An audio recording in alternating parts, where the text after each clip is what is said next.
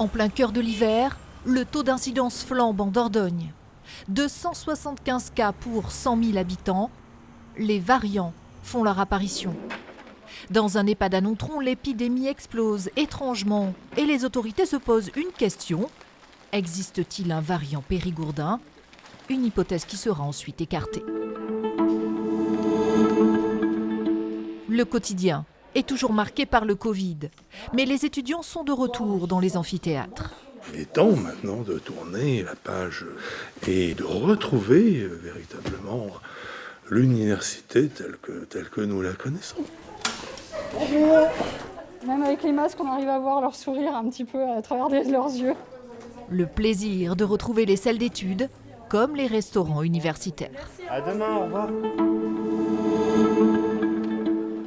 Toujours fermés, eux, depuis 4 mois maintenant. Les restaurateurs continuent leur mue. Vente à emporter, food truck, histoire de ne pas perdre la main. Je suis le maître d'hôtel du château depuis 26 ans bientôt. Si on m'avait dit oui, il y a 1 an ou 2 que je finirais en fait dans un food truck avec une casquette et un masque, je ne l'aurais pas cru.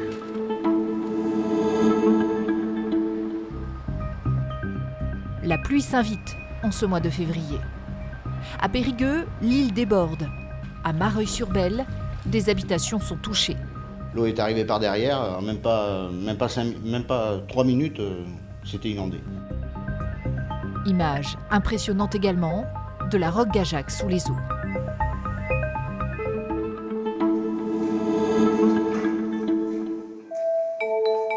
Voilà une plantation qui ne craint pas l'humidité. Noir absolu et température à 16 degrés, les conditions sine qua non pour un champignon de Paris de qualité. Ici, on se trouve à 800 mètres de l'entrée et au-dessus de nous, il y a autour de 80 mètres d'épaisseur de roche. À Chancelade, on le cultive depuis 1870, comme quoi il n'y a pas que les cèpes en Périgord.